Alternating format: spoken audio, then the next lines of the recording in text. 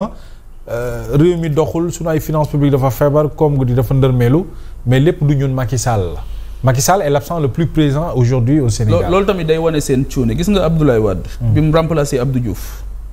boobu ñëpp xam nañ ne Sénégal fi mu jóge woon ci politique d'ajustement structurel.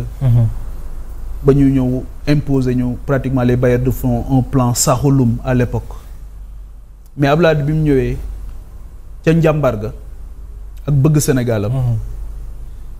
dafa yëkkati discours bu mag daal di dajale ñëpp stade ci prestation de serment daal di woo nit ñi ci liggéey daal di génne un discours porteur d'espoir.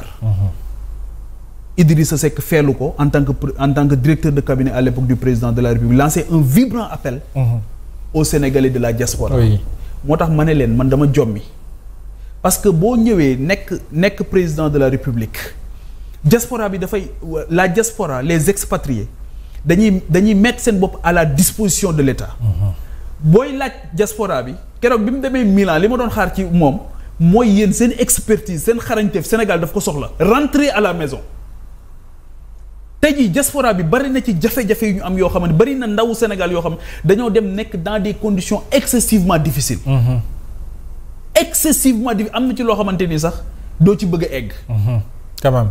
nekk dans des conditions excessivement difficiles te dañoo demoon rek ngir wut lu ñu sàmme seen ngor ak seen diine yow nga dem ba foofu amoo looy def lijjanti woon nañ fa nekkee lijjanti woo seen recensement parce que aujourd'hui l'un des grands défis annoncé woon nañ ko jamono bi muy Sarr yore les Sénégalais de l'extérieur mais l'un des grands défis aujourd'hui de l'État du Sénégal c'est de faire le recensement de ces fils qui sont un peu partout bu ñu ko xamee ba pare ñu cartographier leen en termes de ressources humaines jéem leen a jëfandikoo au regard des objectifs que nous avons moo tax ma ne un État day ambitieux visionnaire ba pare stratège mais nga dem naan leen as tuut li ngeen am compal leen ñu ci may leen yow ñii conjoncture mondiale dafa am mënoo comp ñëpp. comp ni fi mu ne nii comp néew rek a fi des néew yi rek lañ compul. mari day taali. comp néew mais gisuma fi kenn kuñ compul néew yi rek lañ compul. waaw oui. maintenant une économie basée sur la ponction. bu dee loolu mooy seen modèle économique mais on est foutu. quand même économie boo xam comp rek la. comp dina compliqué. c'est pas possible bu dee ñoom ci comp la ñu yaakaar. pour développer Sénégal mais mënoon nañu ko teel a wax. dana waar alors bi ñuy campagne. bu ñu waxoon diaspora bi ne leen lii laa leen di nar diaspora bi aujourd'hui préoccupé digoon nañ leen. le premier ministre waxoon na ci déclaration de politique générale. ne dinañ mettre en place une banque de la diaspora. ana banque bi.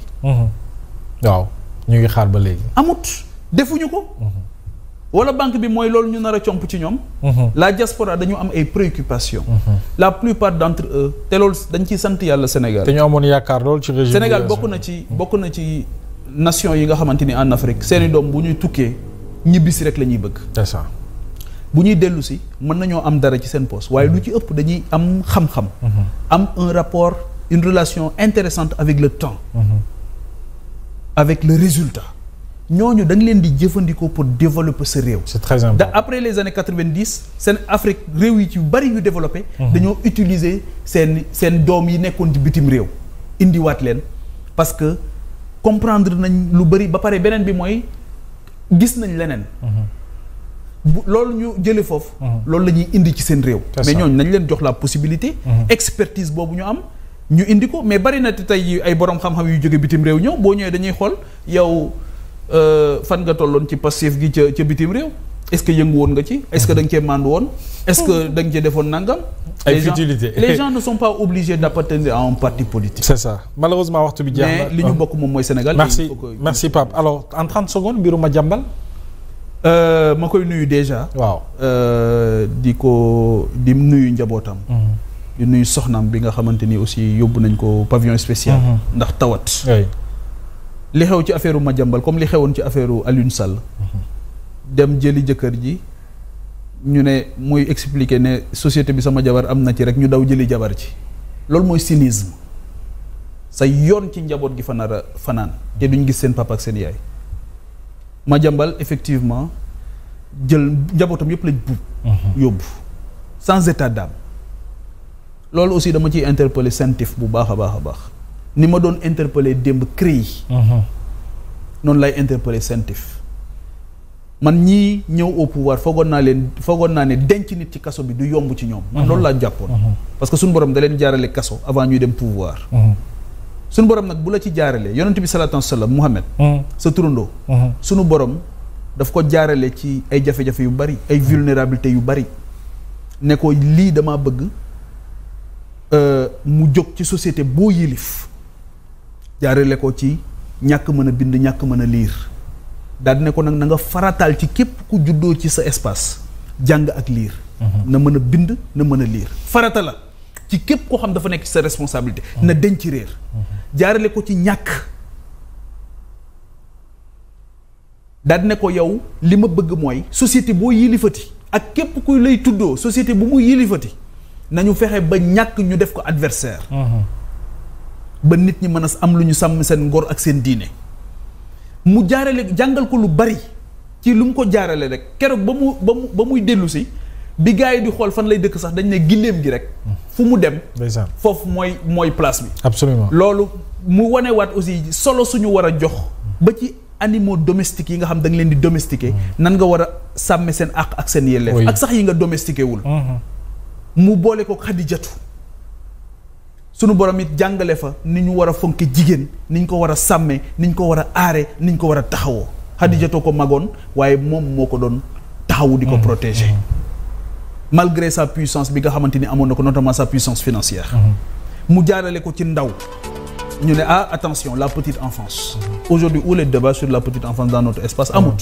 mu jaarale ko ci bi mu jógee ci ndaw mu jaarale ko ci orphelin mu ñàkk way juróom mu ne ko attention li ma lay digal mooy na nga bàyyi xel ñii nga xamante ni dañoo ñàkk ay way jur lu ne jàngale les vulnérabilités mu boole ko ak ki nga xamante ni bi mu ñàkkee way juróom mu jigéen mu boole ko ak koo xam dañ doon wax ne ab jaam la ci société bi yow suñu borom jàngale ko ne ko kii mooy tax nga dund tey moo lay nàmpal ngir nga dund macha allah suñu borom li mu ci jublu mooy na ngeen xeex inégalité ak injustice sociale c'est très important loolu yëpp ay sagesse la yoo xamante ni ki nga xamante ni da nga koy dund bu la yàlla joxee pouvoir yooyu il faut que nga koy doxe c'est très important moo tax man ñàkk yërmande bi ma gis ci ñoom injustice bi ma gis ci ñoom tappale yi ma gis ci ñoom ak ni ñu gëmmee ci jafe-jafe askan wi ak ñàkk ngor parce que ngor mooy loo digle ak nit aussi nga def ko te liñ diglee ils sont dañoo violer le contrat social contrat moral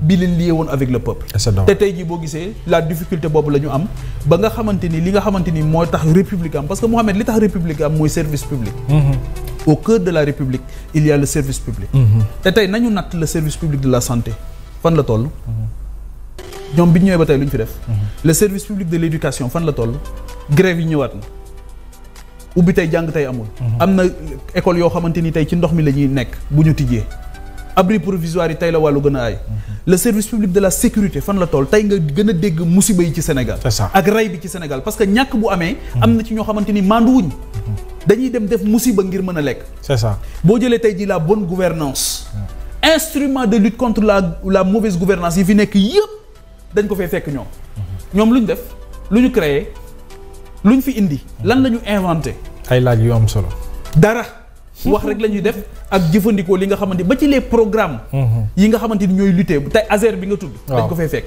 programme d'urgence de développement communautaire dañ ko fay fekk lépp dañ ko fi fekk donc finalement ñoom pourquoi ils sont au pouvoir loolu man lu ma jaaxal la doy na waar donc vraiment sa kàddu yi may jeexale waaw mooy Mouhamed di leen ñaax merci ne leen l'heure est grave 60 mois la ñu am 5 ans 20 yi consommé nañ ko ci ay réew moo xamante ni li mag ñi naan réew mi dafay cunguñ cangañ toogut taxawut cunguñ cangañ lay def toogut taxawut kenn xamut lii lan la donc réew nag dañ koy dëj mu xam fan la ñu jëm ñu xam fi ñu jëm ñu wax ñu fan la ñu jëm lan la ñu bëgg une certaine lisibilité waaw une certaine lisibilité c'est important honorable merci à tout point de vue voilà merci beaucoup